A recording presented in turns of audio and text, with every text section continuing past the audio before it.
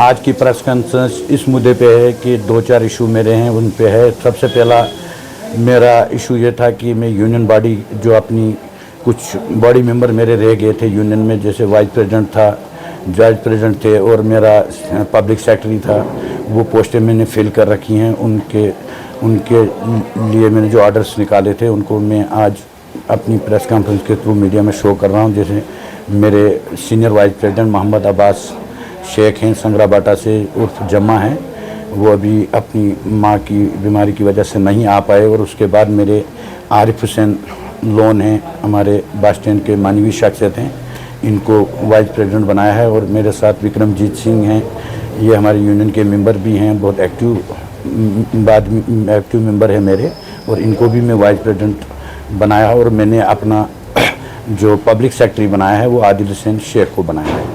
और मैं इनको अपनी जिम्मेवारियाँ दे दूंगा, अब यूनियन में इनके अपने काम का तौर तरीका समझा दूंगा, जिम्मेवारियाँ दूंगा इनको। और मैं इनको अपनी तरफ से मुबारकबादी देता हूं और अपनी ईमानदारी से, मेहनत और लगन से ये यूनियन को पूरी सपोर्ट करेंगे और पूरी मेहनत से काम करेंगे। सलीम भाई, पिछले कई दिनों से लगातार आपकी यूनियन जो है वो ओवरलोडिंग पे काम कर रही है। किस हद तक आपकी यूनियन ने ओवरलोडिंग पे काबू पाया है? और कुछ लोगों का ये भी कहना है कि किश्तवाड़ की जितनी भी गाड़ियां हैं वो ओवरलोडिंग नहीं कर रही है और बाहर से गाड़ियां आकर जो है ओवरलोडिंग कर रही हैं, उस पर इंतजामिया जो यहाँ की है वो इन पर नकेल नहीं कर रही है।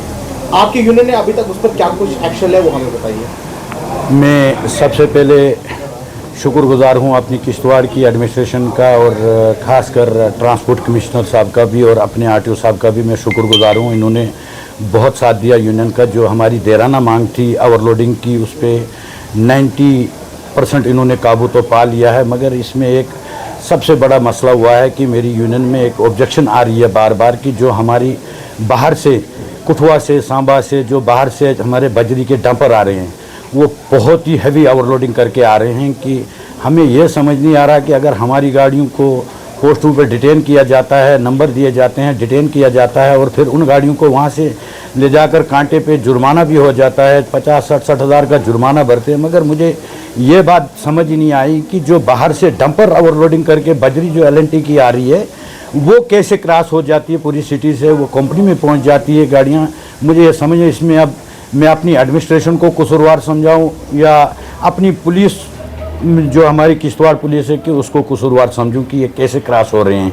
मैं अपनी तरफ से पूरी कोशिश कर रहा हूं कि इसको पूरा काबू पा जाए, मगर मैं मजबूर हूं कि जब हम नाइट में होते हैं, दिन में चेकिंग करते हैं, जब हम निकल जाते हैं तो ये इन पोस्टों से, पुलिस नाकों से ये गाड़ियाँ कैसे क्रॉस होके कंपनी में पहुँच जाती हैं। मैं अपनी एडमिनिस्ट्रेशन को अब भी आज इत्तला देता हूँ और ऐलानन कहता हूँ कि आज के बाद चाहे मेरी अपनी यूनियन की गाड़ी होगी, चाहे बाहर की कोई भी गाड़ी होगी, बजरी की गाड़ी होगी, क्रशर का जो बाहर से आ रहा है कंपनी का, या सीमेंट आ रहा कोई, हम जिस गाड़ी को भी अब अपनी यूनियन पोस्ट शालीमार में डिटेन करेंगे, हम एडमिनिस्ट्रेशन आरटीओ साहब को वारन करते हैं कि वो फिर से फोर वहाँ पहुँचा करें और हर गाड़ी का आप कंडे के बगैर जुर्माना नहीं होगा। सलीम भाई, जहाँ आपने कहा कि बाहर की गाड़ियाँ जो है वो लोडिंग कर रही है, पिछले दिनों एक वीडियो जो है वो कंपनी से वायरल हो जाती है। हमारे किश्तवाड़ का एक लोकल ड्राइवर था, जब आरटीओ किश्तवाड़ उसको यहाँ से वहाँ पहुँचा चालान करने के लिए, तो उन लोगों को जो जम्मू से लेकर हमारी कंपनी तक गाड़ियाँ पहुँचती हैं, उन लोगों को आरटीओ किश्तवाड़ चालान क्यों नहीं करता है? क्या आपको नहीं लगता है कि जो गाड़ियाँ वहाँ से यहाँ पहुँचती हैं वो किसी की पुष्पनाई पर चल रही है, या तो किसी की पॉलिटिकल बैकग्राउंड हो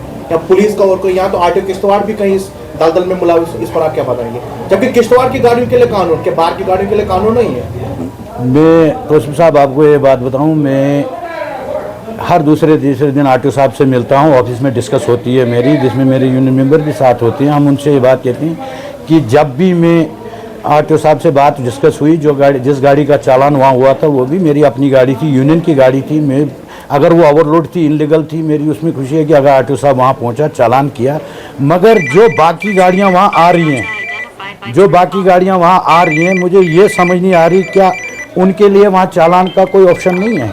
आरटीओ साहब ने बताया कि जब भी मैं वहाँ जाता हूँ वो गाड़ी वाले गाड़ियाँ लॉक करके भाग जाते हैं, और दूसरा कंपनी वाले कहते हैं कि जब तक ये गाड़ी अंदर नहीं आएगी कांटे पे, हम आपको कांटे की पर्ची कैसे देंगे।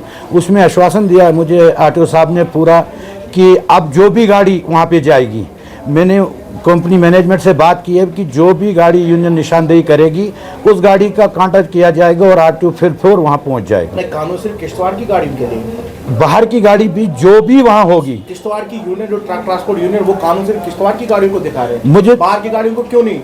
बिल्कुल, मैं इसी बात को आपको बता रहा हूँ कि जो बाहर की गाड़ी आ रही है, 3 दिन वहाँ गाड़ियाँ खड़ी रही हैं। मैं आरटीओ साहब ने मुझसे बात की कि 3 दिन वहाँ गाड़ियाँ खड़ी रही, मगर वो ड्राइवर कंडक्टर गाड़ी लॉक करके भाग गए, कागज़ लेके भाग गए। तो गाड़ी लेकर थोड़ी बात है, गाड़ी तो वहीं खड़ी थी। वो कोई मिडनाइट कंपनी की साजिश और कोई मिली भगत है इसमें, या तो सियासत या तो यहाँ की एडमिनिस्ट्रेशन है।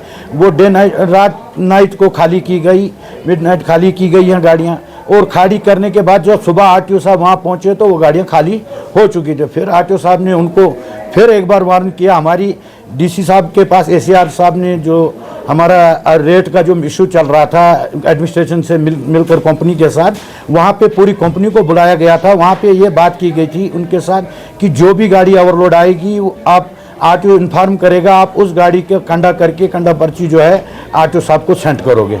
और उनसे पूरा आश्वासन दिया था कंपनियों। मगर मुझे ये समझ नहीं आ रहा कि ये कंपनी वाले हमारी किश्तवाड़ ट्रांसपोर्ट को ही ख़त्म करना चाहते हैं कि जब बाहर की गाड़ियां यहाँ पे डंपिंग कर रहे हैं, इस टाइम जो बजरी आ रही है वो बाहर की गाड़ियां लेके आ रही हैं। और अब इन्होंने एक नया ट्रेंड चलाया है, वो जो बर्गर सीमेंट का आता है, वो बाहर हिमाचल, राजस्थान, गुजरात, महाराष्ट्र के नंबर की गाड़ियाँ यहाँ काम कर रही हैं। हमें बोल रहे हैं कि हमें इससे नुकसान नहीं है, फ़ायदा है, हमारा वेस्टेज बच जाता है। मगर मैं अपनी एडमिनिस्ट्रेशन से और यहाँ की कंपनी को ये बताना चाहता हूँ कि जब ये टेंडर लेते हैं उसमें लिखा है फर्स्ट प्रायोरिटी ऑफ किश्तवाड़, मगर हमें ये पता नहीं चलता है कि फर्स्ट प्रायोरिटी ऑफ किश्तवाड़ इनको ये दिया गया है कि किश्तवाड़ की ट्रांसपोर्ट को ही ख़त्म कर दो। अब हमें मीटिंग के बाद ये आश्वासन दिया है, एसीआर साहब से हम मिले 15 तारीख को, इस 15 महीने की 15 तारीख को तमाम कंपनियां और जितने ठेकेदार इसमें हैं सीमेंट के जो भी हैं उनको 15 तारीख को मीटिंग में बुलाया गया है कि वहाँ पे हमें आश्वासन दिया गया कि आपके साथ इनके साथ नेगोशिएशन करा के आपका रेट हम फिल करवा देंगे। सलीम भाई, एक सवाल रहेगा, जब से एसोसिएशन बनी ट्रक ट्रांसपोर्ट यूनियन जब से बनी, मैं तब से लेकर अभी तक फॉलो अप दे रहा हूँ इस यूनियन पे। यूनियन बनने से पहले वादे किए गए थे कि रेट्स पर बात की जाएगी, टिल डेट अभी तक रेट पर कोई बात नहीं हुई है। हमारा जो ट्रक ट्रांसपोर्ट यहाँ पर है, जो चाहे वो ड्राइवर है या वो मालिक है, उसके साथ अभी तक नेगोशिएशन नहीं हुई। जो रेट वो तब लेता था वो आज भी वही ले रहा है। यूनियन क्या कर रही है? तो यूनियन तो काम कर ही नहीं, इसका मतलब यूनियन सिर्फ एक काम कर रही है कि सिर्फ ओवरलोड को रुका रहे हैं, वो भी सिर्फ किश्तवाड़ की गाड़ियों को। जो हमारी अपनी गाड़ियाँ किश्तवाड़ की चल रही हैं, जहाँ ड्राइवरों का मलाल है कि ना तो हमारे अभी तक रेट्स बने हैं, और जब ओवरलोड हम लोग करते हैं तो हम ही लोगों को चलान होते हैं। बाहर के लोग रेट्स भी ले रहे हैं, ओवरलोडिंग भी कर रहे हैं, उस पर यूनियन क्या कर रही है? रेट्स क्यों नहीं बन रहे हैं हमारी गाड़ी? यूनियन कहाँ सोई हुई है? उस पर आप बताइए। तौसीफ भाई, आपकी वसातत से अपनी तमाम यूनियन के मेंबरान को ये बता दूं कि मैं जब से प्रेसिडेंट बना हूं, मेरा फर्स्ट स्टेप जो था यूनियन का वो रेट का ही था। तब से मैं कंपनियों के साथ भी लड़ रहा हूं और एज ए एडमिनिस्ट्रेशन लड़ रहा हूं। एडमिनिस्ट्रेशन को मैंने मेमोरेंडम भी दिए हैं, अल्टीमेट भी दे रखे हैं। एडमिनिस्ट्रेशन भी अपनी तरफ से लगी है, मगर उसमें देरी किस वजह से हो रही है ये मुझे समझ नहीं आ रही है। कि अब जब मैं आपको ये बता रहा हूं कि इस महीने की 15 तारीख को अब एडमिनिस्ट्रेशन ने कंपनियों को भी बुलाया है और ठेकेदारों को भी बुलाया है कि वहाँ नेगोशिएशन होगी। अब हम 15 तारीख को ये वहाँ देखते हैं कि क्या होता है। अगर 15 तारीख को हमारा मसला हल हो गया तो हम मुबारकबादी देते हैं अपनी एडमिनिस्ट्रेशन, डीसी साहब को भी, एसीआर साहब, आरटीओ साहब जो भी उसमें इन्वॉल्व हैं उनको मुबारकबादी देंगे। आपकी यूनियन इस वक्त जो है वो फायदे में चल रही है, आपके ड्राइवर से फायदे में चल रही है या नुकसान में चल रही है? हमारी यूनियन इस टाइम अंडर कानून के जो दायरे में, एमबीडी का दायरे में चलते हैं, हम लॉस में चल रहे हैं। यह हर बार मैं अपनी एडमिनिस्ट्रेशन को जिक्र करता हूं कि हमारी गाड़ियों के कागज़ तक ड्यू हो चुके हैं, हमारी गाड़ियों के टायर ख़त्म हो चुके हैं, हमारी गाड़ी वालों को फाइनेंस वाले खींच रहे हैं। कि मैं बार बार एडमिनिस्ट्रेशन को जाके कह रहा हूं कि हम मजबूर ना हो जाएं कि हम फिर रोड पे उतर जाएंगे।